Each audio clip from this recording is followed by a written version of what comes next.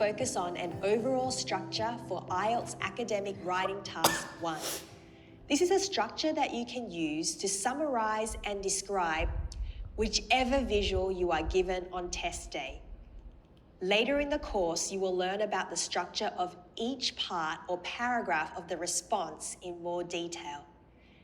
In this lesson, you will look at an example Task 1 response based on this bar graph. Remember that the structure you will look at in this lesson is suitable for all types of visuals. You can download a complete response to this bar graph from below this video. On test day, before you start writing, it is important that you first identify the topic of the graph or chart that you are given. You should look for a number of elements.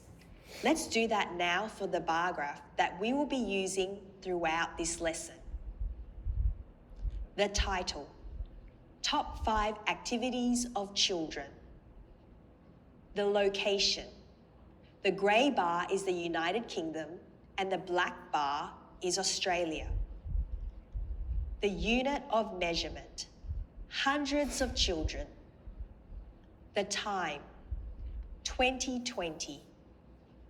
The categories, here there are 5 different activities. Now that you have looked at the topic and content of the graph, let's look at a model response to this bar chart. The response has 3 paragraphs. The first contains an introduction and overview statement.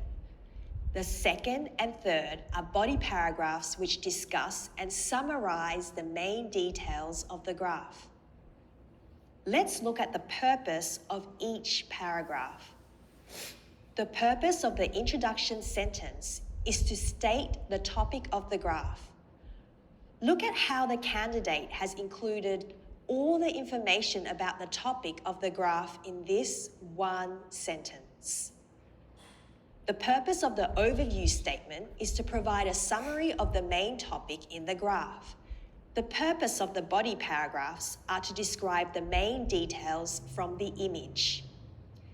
It is important that you choose the topics of the 2 paragraphs carefully, as how you divide your information into paragraphs is assessed as part of the band descriptors. In this case, the first body paragraph is about the United Kingdom, and the second is about Australia. You do not need to write a conclusion in your Task 1 response. Do not waste your time doing this. In upcoming lessons, you will learn about each of these sections in more detail.